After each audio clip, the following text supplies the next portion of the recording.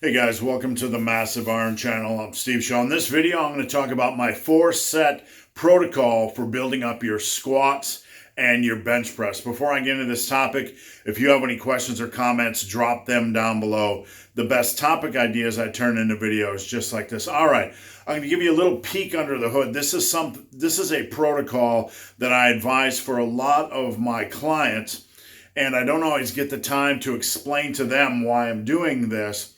And I also want to present it to you guys as something you guys can do on your own to attack your squats and bench. One of the biggest problems in building strength and in power building is we tend to focus only on low rep sets, ignoring some of the power building aspects, the muscle building, building up a bigger, stronger, building up a bigger body to help us create a base for a stronger body. And this type of programming that I'm going to show you really attacks hypertrophy or muscle building in most major ways to help you maximize your muscle base while also attacking progression. So it's a good off-season program, a good non-peaking program. So I'm going to get into the nuts and bolts. Basically, and you can use this as part of a full body workout, an A-B split or a body part split, however you prefer to train. You're going to be doing 4 sets on your bench and 4 sets on your squats. Now, before I get into that, people are going to ask, can I do this on deadlifts? Can I do this on overhead press? Can I do this on barbell rows? Whatever. You can basically do it on whatever you want. If you're going to do it on deadlifts, though, just be careful to listen to your body, get your form nailed down, and not overwork your lower back. All right, so you have 4 sets. Now we're going to start with set number 1. You're going to start with a weight that is about your 5 rep max. You want to be able to do at least 5 reps. You don't want to get into the gym and only be able to do 3 or 4 on the set. So start conservatively, maybe with something you can do 6 to 7 reps with. Now here's your first set is the guiding post for progression. On your first set, when you go into the gym and you're able to perform 7 or more reps, you add 5 pounds to the bar. 5. Don't rush it. Some of you consider an addition of 5 pounds to be too little. That's incorrect. It is a good rate of progression. Allow your strength to come to you, okay? Don't continue to try to add a huge amount of weight onto the bar every time you reach this goal. Add 5 pounds. If you can add 5 pounds over the course of 52 weeks, that is a 260-pound increase to a major lift. Now, obviously, that's not going to happen, but if you can hit it 15 times, that's a 75-pound increase to a major lift, which is substantial. Small additions will allow not just the muscles to get used to the burden, but also the rest of the body, your tendons, your ligaments, all that kind of good stuff. So progress at a reasonable rate. Now, first set. Okay, you're going to, whatever weight you're using, you're going to do for max reps, max safe reps. Don't push the weight until your form breaks. Don't push the weight past the point where your form breaks down. When your form starts to break down, shut down the set, because safety first. You practice safe sets, not safe sex. You want to practice that as well.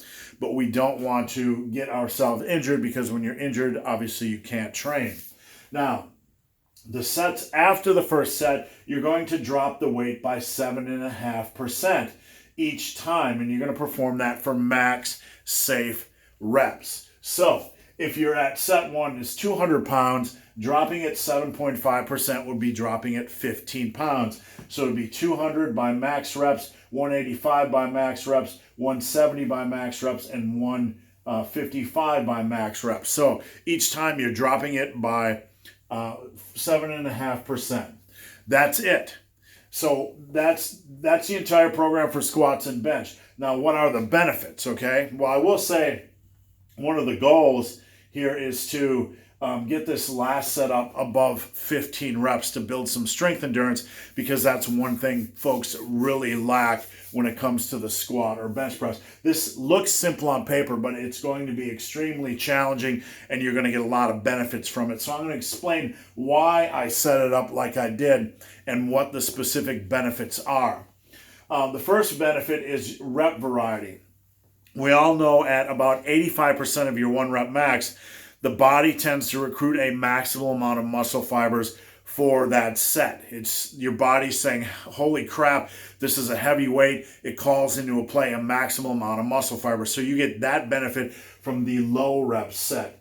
You also get the benefit of a wide variety of rep ranges. You should be doing more reps as you progress. So you're getting a wider variety of rep ranges in one protocol.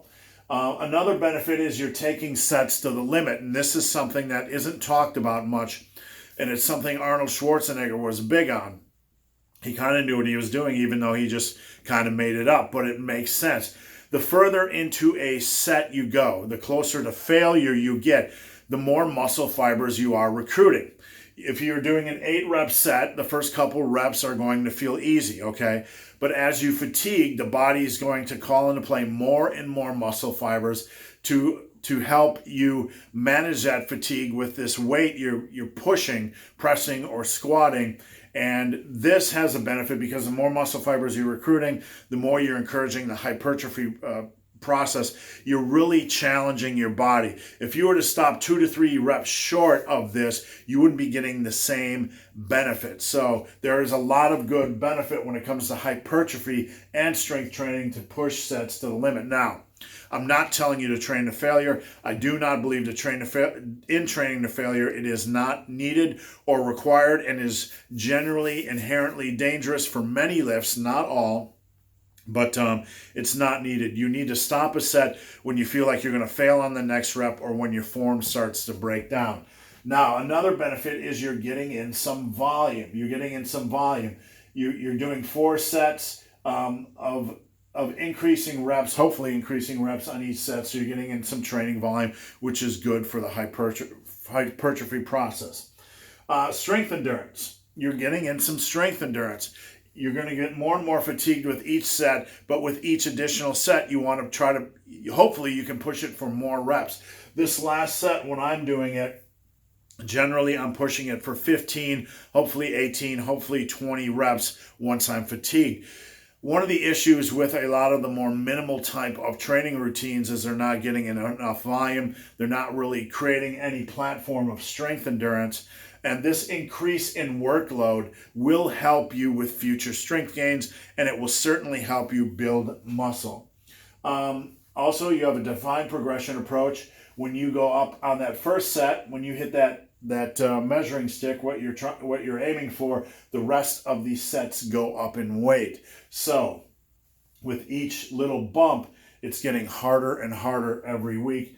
And finally, and a minimal benefit is muscle pump. You're going to feel very pumped. You're going to feel very tired from this protocol. Now, muscle pumps are not the holy grail for muscle building, but there is some good science that says that indicates that a muscle pump may add that little bit of icing on the cake when it comes to muscle building. So we have a very well-rounded platform here for strength and muscle building. We have volume, we have taking sets to the limit, we have pump, we have some strength endurance, and we have some rep variety of all the good things, all the good stuff you want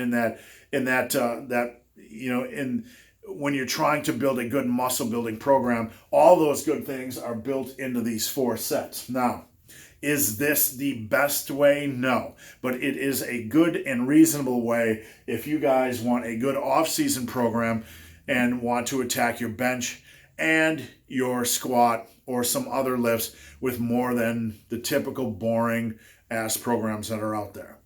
So guys, hope this video has been of some help. If you have any questions or comments, drop them down below. If you made it this far in this video and have yet to subscribe to my channel, please do. I'd appreciate the support. So guys, as always, thanks for watching. Have a great day.